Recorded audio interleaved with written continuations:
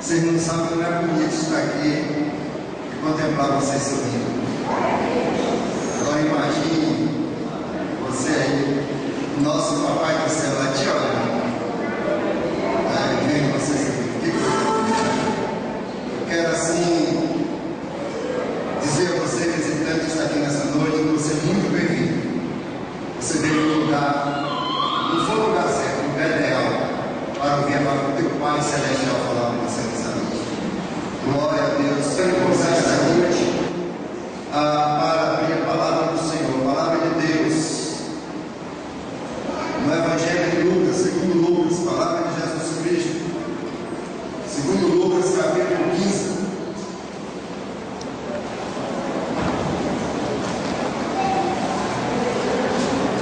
Capítulo 15.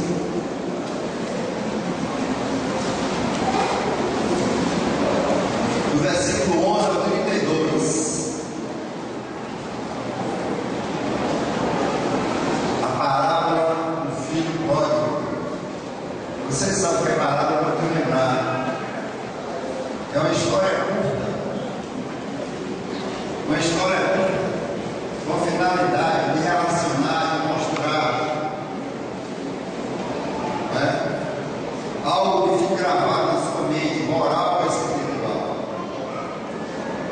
É uma comparação. A história é curta para fazer uma comparação de um fato espiritual, de um fato moral. É isso, para facilitar. Veremos hoje aqui, através dessa parábola, uma verdade espiritual. Logo aqui no versículo 2 do 15, eu vou ler, você pode acompanhar. E chegaram-se a ele, a Jesus, todos os publicanos e pecadores para ouvir. Porém, os fariseus e os escribas murmuravam, dizendo: Este Jesus recebe pecadores e come com eles. Essa parábola, esse capítulo 15, contém 3 parábolas. As 2 primeiras são interrogações. E Jesus, continuando, vem falar agora do filho pródigo, que significa esbanjador, dissipador, gastador. E essa parábola, Jesus usa ela com finalidade espiritual e demonstrar o seu amor e compaixão aos perdidos, mas também para repreender os fariseus, os escribas, os religiosos, porque eles condenavam Jesus por perdoar os perdidos, os pecadores. E é interessante que Jesus diz adiante em 19:10: eu vim buscar e salvar o que se havia perdido. E eles condenavam Jesus. Mas se você avançar mais, não vamos ler, não, deixa eu ler primeiro no texto. Em 2 Coríntios 7:1, Paulo pede para nos ensinarmos, nos lavarmos, nos purificarmos de toda a imundícia da carne do espírito.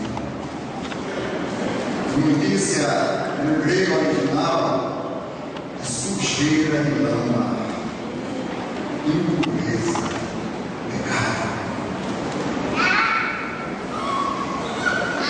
Quando estivermos falando do filho pródigo, Jesus não lembra nos enfatizar que o pródigo cometeu pecados da carne,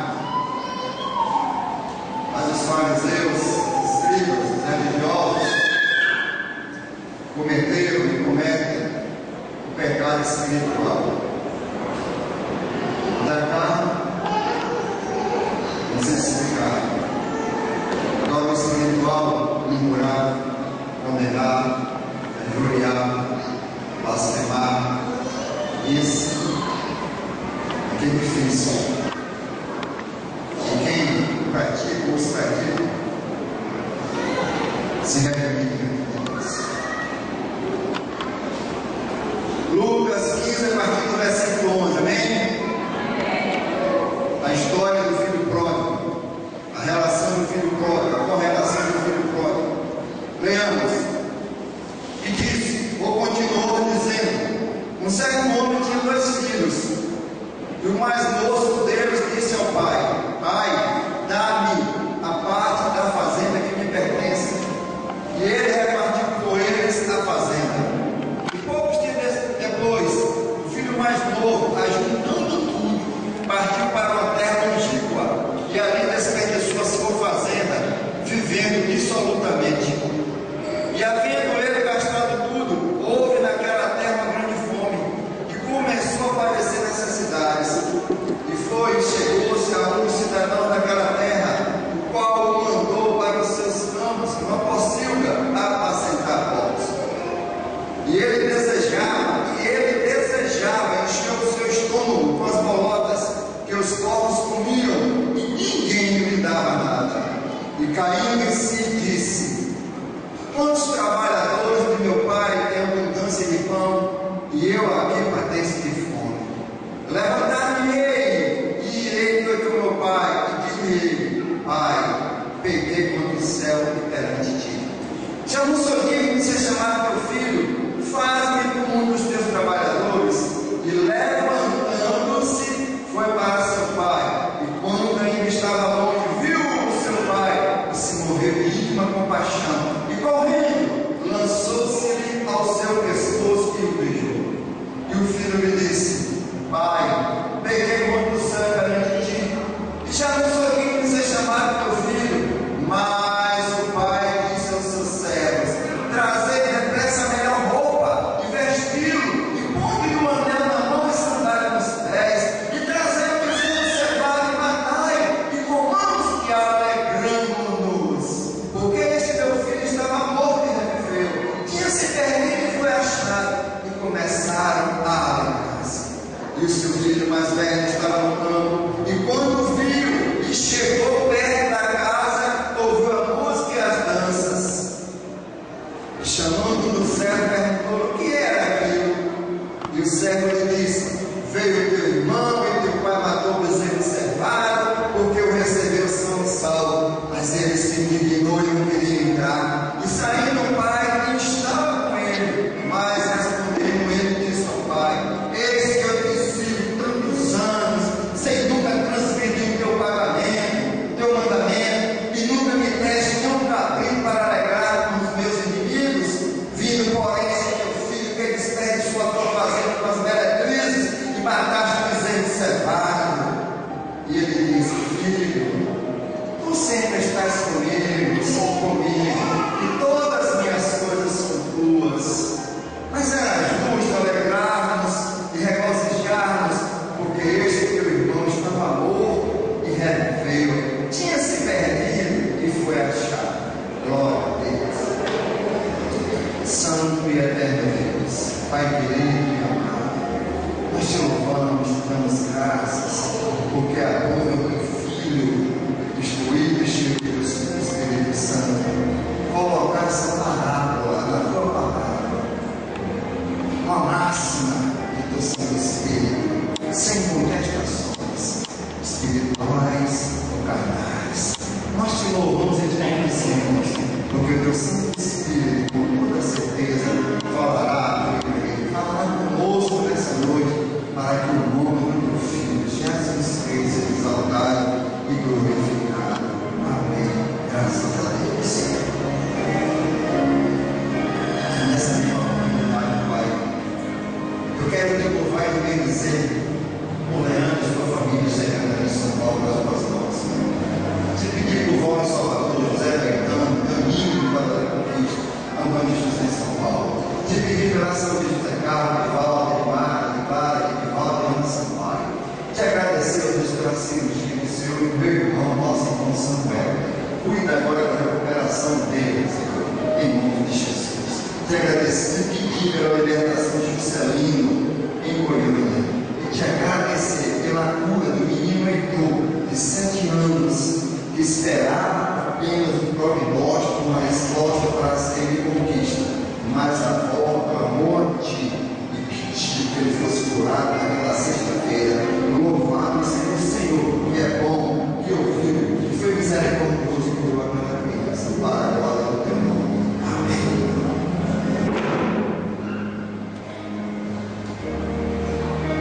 Queridos, nessa noite eu quero compartilhar com vocês 4 verbos: dar, desejar, fazer e alegrar-nos.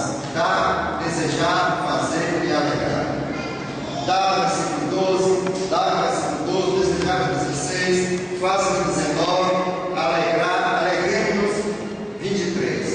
Dar, desejar, fazer, alegrar. Essa é a história do filho pródigo. Parece tão antigo, mas ele é tão atual para os nossos dias de hoje. Eu quero que você abra o seu coração, o seu espírito, para ouvir essa palavra nesta noite e discernir o que Deus tem para você como para mim também. Ela antes guia você, ela tem que trabalhar em mim, porque senão eu não fará efeito. E aqui conta a história de um pai que tinha 2 filhos, o mais novo e o mais velho. O mais novo em casa usufruía todas as bênçãos e tudo que lhe tinha direito de um pai próspero. Ele faz o primeiro pedido, ele usa o primeiro verbo, versículo 12: dá-me. É muito bom, é muito cômodo estarmos na casa de papai e mamãe, diante do Senhor e pedirmos, porque Ele pede são bens materiais. Ele pede a parte financeira que cabia pela lei, Deuteronômio 21:17. Tendo um pai, 2 filhos, o primogênito receberá 2 terços, e o menor 1 terço. O filho mais velho receberia daquela propriedade de todos os bens móveis, vamos dizer, 66%, e o mais novo 34%, para fechar no 100%. E ele pede isso ao pai. Pedir uma herança ao pai vivo é desejar sua morte antecipada. E ele pede ao pai, e o pai encara aquele pedido como um favor. Um favor imerecido, porque ele não merecia. E esse favor imerecido, isso me leva a lembrar da graça de Deus. Assim sendo, aplicaremos o tema: a graça e a misericórdia de Deus para com os perdidos. A dispensação da graça e da misericórdia de Deus para com os perdidos. A concessão da graça e da misericórdia de Deus para com os perdidos. Um favor imerecido para com aqueles que precisam muito de Deus. E esse pai age assim, como se fosse um pedido, um favor imerecido. E ele prontamente divide ali os bens. E diz o texto que poucos dias depois daquele pedido dado, o rapaz se ausenta para um local distante, uma terra longínqua. E eu começo agora a olhar o lado espiritual, espiritualizar o texto, contextualizar o texto, e passo a ver para mim, para a igreja do Senhor, que aquele rapaz pede bens materiais. Mas quantos de nós, diante do papai, em espírito e verdade, pedimos: Pai, dá-me a condição. Pai, dá-me o dom de pregar. Pai, dá-me o dom de evangelizar. Dá-me o dom de ser missionário de que é em qualquer outra terra. Dá-me o dom de louvar. Dá-me o dom do serviço na casa do Senhor. Ele pega o seu patrimônio e vai para o local longínquo. Será que nessa noite o Espírito de Deus não está falando com pessoas que pediu dons do Senhor e partiu para uma terra longínqua? Essa terra longe, distante, não representa, não simboliza apenas quilômetros de distância, mas sim motivações dentro de mim, dentro de você, que morreram ao receber esses dons. Eu pedi o dom de curar, quando Deus me usa sempre, louvado seja Deus, para a glória dele, vou me ajoelhar, Ele me usa sempre para a glória dele. Eu pedi a Deus o dom de libertação, os demônios tremem, que detestam, louvado seja Deus. Eu pedi a Ele, eu continuo pedindo o dom de pregar, Ele tem me dado, o dom do amor, o dom da bondade. Eu tenho pedido o dom de línguas, o dom de interpretação de línguas eu não recebi, mas eu tenho sido abençoado, você também tem sido abençoado. Só que quando te chamaram para louvar, você disse que não tinha ensaiado. Só que quando te chamaram para pregar, você disse que não está preparado. Só que quando chamaram você para visitar, você disse que não podia. Só que quando chamaram você para evangelizar, estava fazendo sol. Você pediu e recebeu. O papai deu. Onde estão esses dons? Onde está essa herança? Onde está essa parte maravilhosa que nós recebemos? Onde está? Onde é que está funcionando? Onde é que eu uso?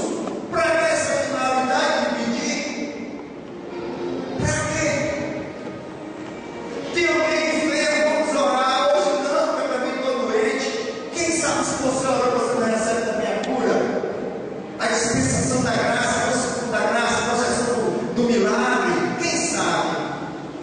E ele recebe tudo isso e vai gastar absolutamente, vai gastar vergonhosamente, vai gastar devassadamente.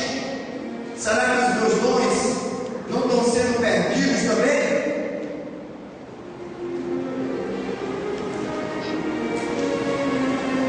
Será que os meus dons, os meus talentos não estão sendo enterrados? Eu estou usando todos? Ah, mas você pede tanto, pastor, para ser útil no reino de Deus. E o Senhor não nega quem pede. Vou lembrar de novo que eu falei na sexta-feira. Isaías não foi chamado, ele se ofereceu. Eis-me aqui. Segundo Crônicas 16:9 diz assim: porque quando o Senhor, os seus olhos passam sobre a sua igreja, para se mostrar forte, poderoso, para com aqueles que têm coração reto diante dele. A graça de Deus não acabou, o poder de Deus não acabou. Estão dizendo aí que eu tive aula agora com validação. O líder da aula dizia: o livro de Atos tem que tirar, não existe mais. Alguém disse que Romanos 1 tem que tirar, alguém disse que Malaquias tem que tirar, mudando a palavra, seu bem-estar. Ele paga, gasta tudo absolutamente. Ele foi viver humildade. Ele foi viver humildade. Chega uma fome naquela terra e acaba os víveres dos alimentos. Os falsos amigos, não é assim que acontece? Começam a aparecer para usufruir. Eu quero te dizer uma coisa: se eu tirar essa roupa aqui agora e for a luz do corredor da cidade, você sabe que muitas pessoas se encontrarão em mim. Não com propósito de oração. Você sabe disso. As pessoas chegaram àquele rapaz que estava com dinheiro, com posses. As pessoas olham para mim, para você, e entendem que somos homens e mulheres de Deus, que somos capacitados para exercer o ministério que Deus nos capacitou. E encosta em você, encostado naquele rapaz, vendo aquele rapaz cheio de bens. Mas as pessoas deixaram aquele rapaz porque o dinheiro acabou. E diz o texto que ele foi procurar trabalho com os homens daquela cidade, daquela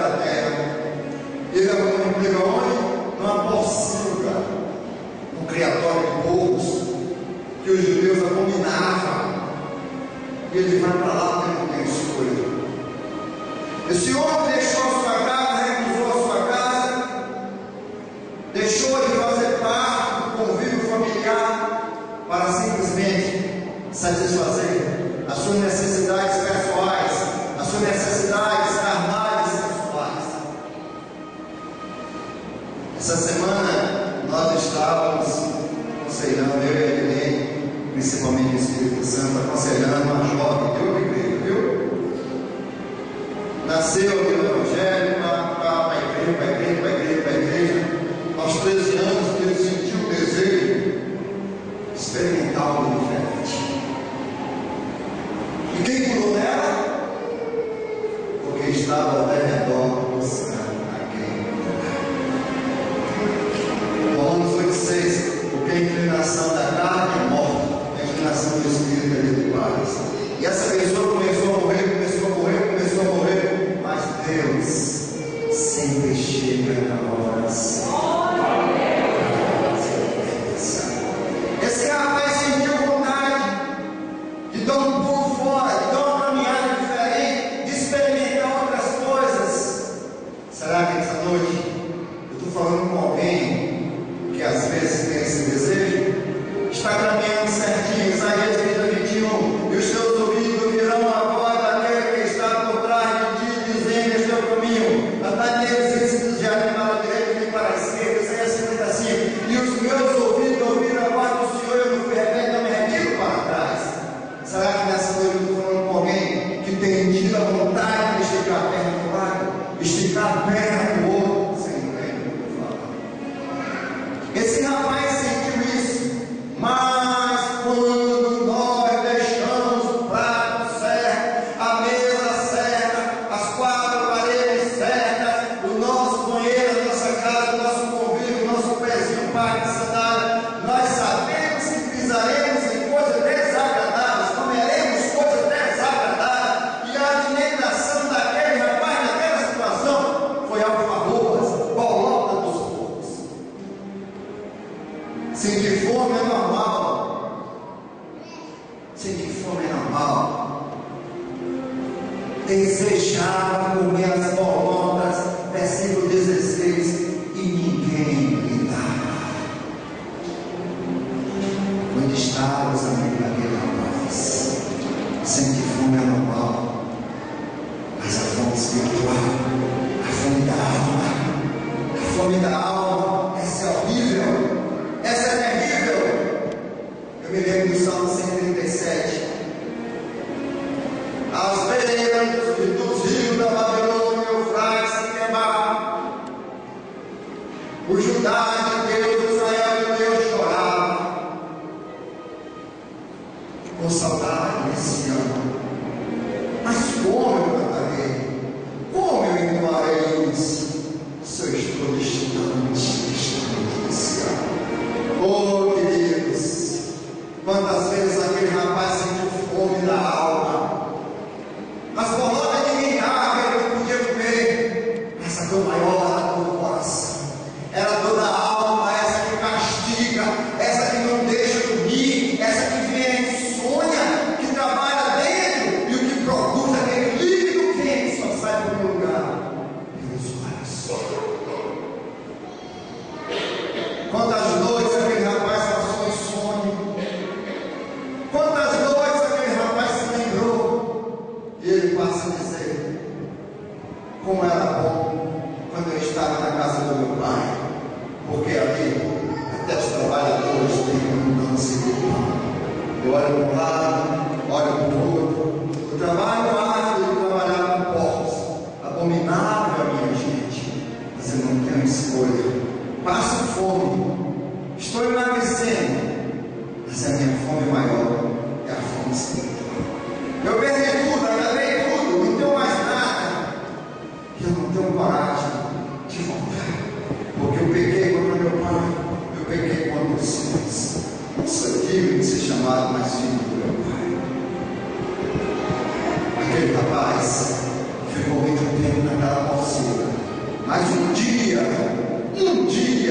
ele caiu em si.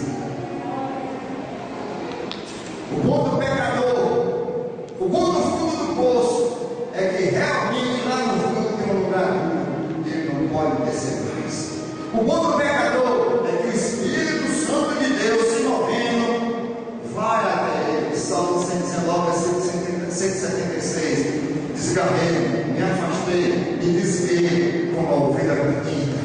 Busca-me, Senhor, pois eu não me esqueci dos teus mandamentos. E o que acreditava aquele rapaz, naquele dia, naquela possível, era se lembrar que o Pai existia. Quantas vezes nós nos esquecemos de papai? Aquele rapaz nunca mandou uma carta para o pai. Não mandar carta para o nosso papai é deixar de orar. Não mandar carta para o nosso papai é deixar de ir à vida. Não mandar carta para o nosso papai é se apresentar nos cultos. Não mandar carta para o nosso papai é não se lembrar das ordenanças dele, que são boas, agradáveis e perfeitas. Ele diz: eu me levantarei, levantar-me-ei da mesmo. Mas não tinha forças. Será que eu estou falando com alguém nessa noite que deseja se levantar, deseja se erguer com a bandeira? Jeová inicia a nossa vitória e novamente perfilar, desfilar, soldado de Cristo, derrubando as potências do mal. Mateus 16, 18. Quem são as portas do inferno para suportar a força de Deus em nome de Jesus dentro de você? Ele queria, ele tentava levantar-me, não se levantar. Se você ficar nessa situação tentando levantar e nunca tomar atitude, você não vai gozar das misericórdias do Senhor. Provérbios 28, 13. O que encobre os seus pecados, o que camufla os seus pecados, o que esconde os seus pecados, nunca prosperará. Mas aquele que confessa e abandona encontrará perdão, graça, misericórdia, favor do Senhor. Mas aquele rapaz tem uma atitude, ele se levanta e vai. Agora fica tudo diferente, porque ele não diz mais dá, ele não existe, ele não pede, ele não deseja mais, porque ele não tinha o que receber, ele parte para a fonte certa, para o lugar certo. Agora ele vai dizer o quê? Quando chega lá, faz-me favor.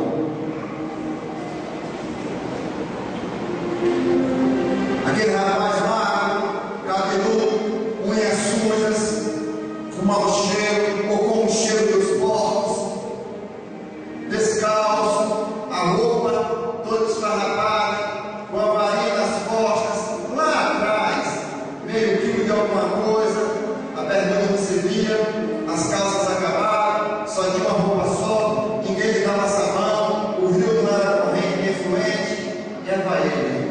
Quem sabe que ele tinha ali amarradinho naquele saquinho com um pauzinho? E ele se aproxima da terra dele. Ele continua marchando com a cabeça baixa. Quando eu chegar lá, vou me ajoelhar, vou pedir perdão ao meu pai, vou dizer: pai, eu pequei contra o Senhor, eu pequei contra o céu, não sou digno de te chamar de filho. Me faz como um servo, como um trabalhador comum, que eu vou me agradecer muito. Faz-me, pai, faz-me, pai. E eu tenho para mim que ele foi aqui, ó, decorando tudo que ele dizia ao pai dele, e repetindo tudo que ele ia dizer ao papai dele. Ele vem andando, é só que os olhos de Deus toleram as igrejas em todos os lugares. E o papai dele, já ficava olhando, lá distante, para ver se vinha algo. E todo dia aquele pai se colocava naquele local. Estou falando para alguém que nessa noite o Senhor tem olhado, e você faz que vai com você. Mas aquele rapaz continuou andando, cheio de vergonha, cheio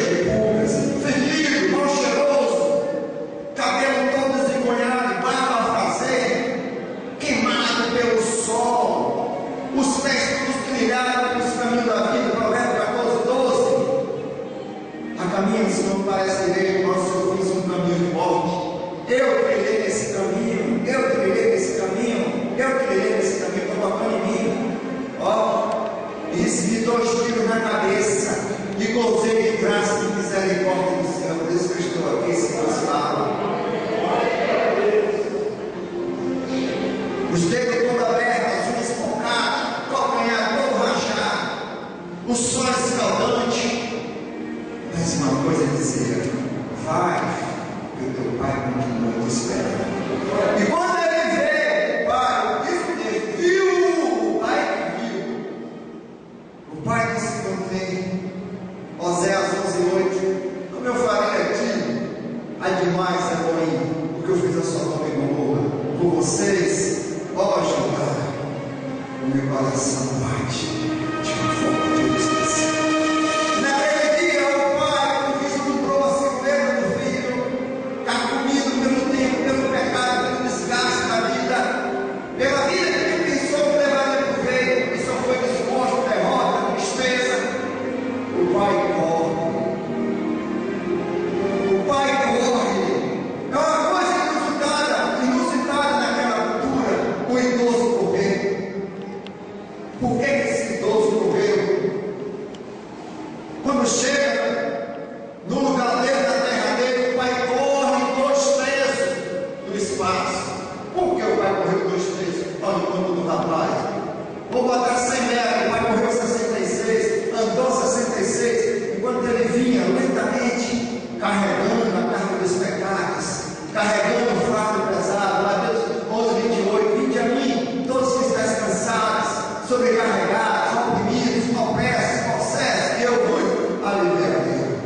Aquele rapaz não tinha forças para correr, não tinha gás, oxigênio, não tinha músculo para correr. Ele ia lentamente se aproximando. O pai toma a iniciativa de correr enquanto o rapaz. Naquela cultura, uma pessoa idosa correr não podia. Mas por que aquele pai correu? O pai correu porque também na lei do Deuteronômio 21, de 18 a 21, está escrito, 21 de 18 a 21. Quando o pai tem um filho rebelde, quanto mais obstinado, teimoso, o pai e a mãe, e não obedece a seus pais, o pai e a mãe, pega esse rapaz, leva aos idosos da cidade até a porta e diz: esse meu filho é teimoso, obstinado, quanto mais, e ele não me atende, não me obedece. E a lei dizia: apedreja-o até a morte, tira o mal de dentro de Israel. O pai sabia disso, tinha que cumprir a lei. Jesus sabia que eu era pecador, Jesus sabia que você era pecador. Entra agora, Gênesis 3:15. Enviarei o Filho do Homem. João 3,16. Porque ele viu que você precisava e te amou de uma maneira especial. Romanos 5:8. Deus provou o seu amor para conosco, em que nós éramos pecadores, mas Cristo morreu antes. O pai entendeu que se aquele rapaz chegasse, quanto mais obstinado, teimoso, desejou a morte dele antes, para receber a herança, para antecipar, para gastar absolutamente. E o pai corre atrás daquele rapaz, porque ninguém teria coragem de apedrejar o pai. Satanás tenta com você, ele tenta com Deus. Deus te abraça, Satanás te gosta. Deus coloca as duas mãos ao teu redor. Satanás te mantém redor, mas não te pega. O pai correu porque entendeu que aquele pecador seria morto. Romanos 6:23, porque o salário da morte, do pecado da morte, mas o dom gratuito de Deus é a vida eterna por Cristo Jesus, nosso Senhor. Romanos 8:6, vem nação da carne e morte. E ele sabia que aquele rapaz se inclinou para as coisas da carne, ia ser apedrejado. Ele me viu que seria apedrejado, viu que você seria apedrejado. E ele toma a iniciativa e vem e manda o filho. Para quê? Para você estar aqui nessa noite, para você estar sendo beneficiado com a graça, com a misericórdia, com amor e compaixão. Aquele pai correu ao encontro do filho, porque ele sabia que o filho não teria condições de continuar naquela vida. iniciativa de Deus a meu favor, a iniciativa de alguém a meu favor, entre você e Deus foi Deus, foi de Deus. E o que é que aquele homem faz? Aquele homem morre.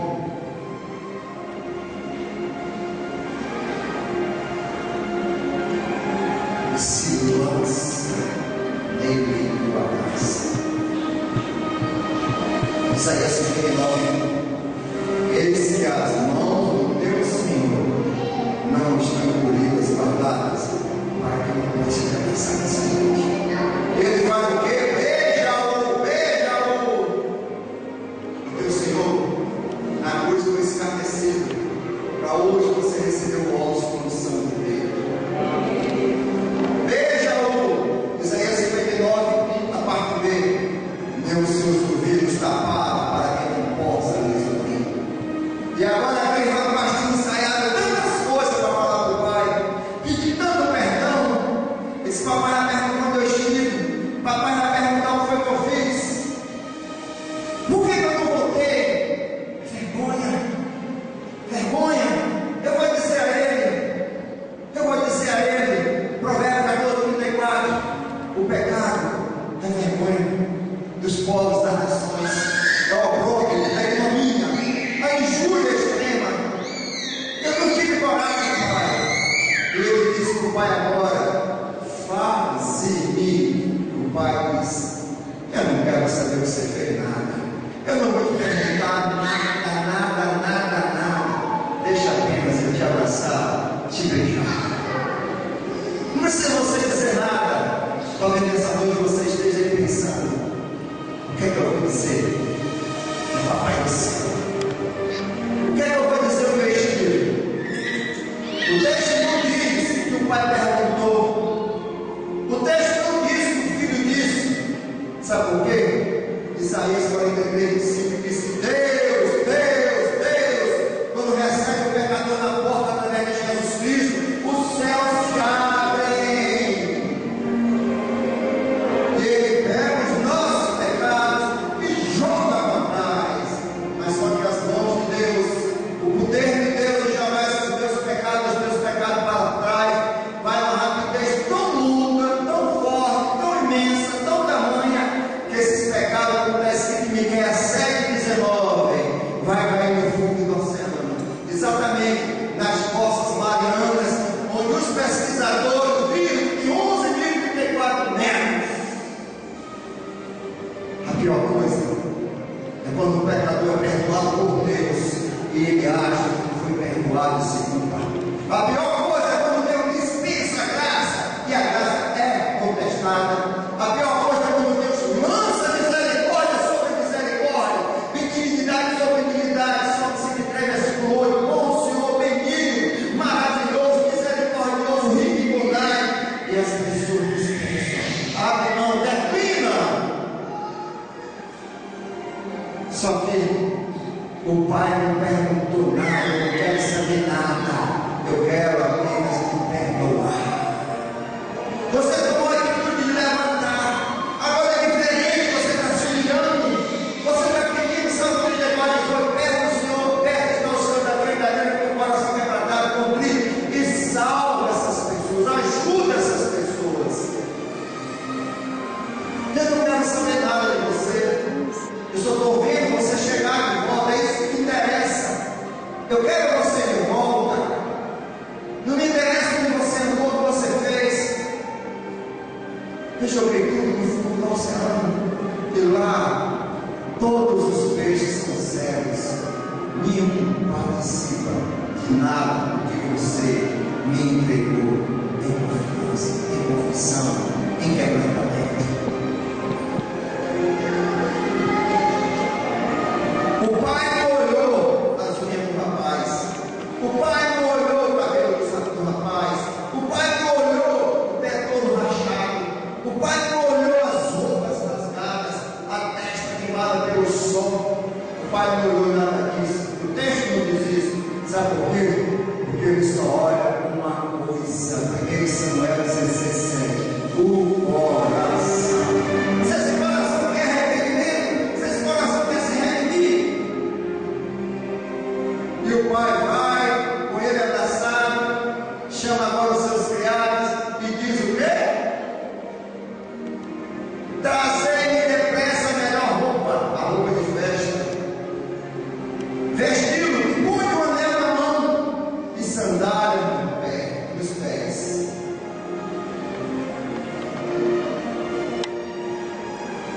Queridos, nós estamos falando agora da recepção, alegrarmos e alegrar. Aquela roupa simbolizava as vestes de justiça que nós recebemos quando nós nos arrependemos diante do Senhor. Roupa de festa simbolizava também santidade. Deus viu que no coração daquele rapaz havia arrependimento. Deus viu que no coração daquele rapaz havia tomado a atitude de se levantar e ir buscar o que ele tinha perdido. O anel simbolizava a aliança de Deus através de Abraão para o seu povo, que aquele rapaz tinha tirado e colocado. Agora o Pai está novamente confirmando, ratificando a aliança, e ele coloca sandália nos pés, aqueles pés rachados, sujos. Sabe por quê? Porque o filho pediu para ser servo, pediu para ser trabalhador, pediu para ser escravo. E só quem calçava calçados, só quem usava calçados eram os filhos. Os escravos andavam descalços. E o pai viu que agora aquele filho estava recebendo do pai todas as garantias celestiais firmadas em Efésios 3. Talvez nessa noite você se pergunte: onde eu me enquadro nisso aí? Quem eu sou? Eu já disse alguma vez nada? Eu já disse alguma vez o desejo? Eu já disse alguma vez: faz-me o favor? Não é para mim, é meu Pai Celestial.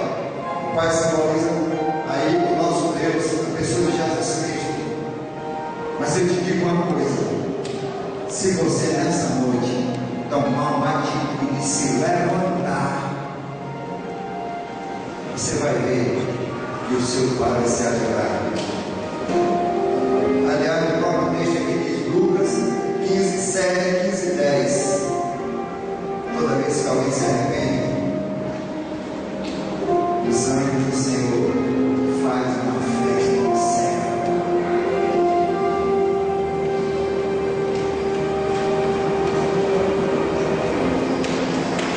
Eu não posso te dizer o que você deve fazer, mas se você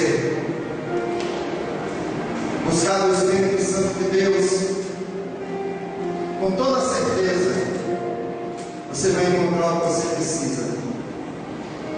Você pode nessa noite se inclinar diante do Senhor de pé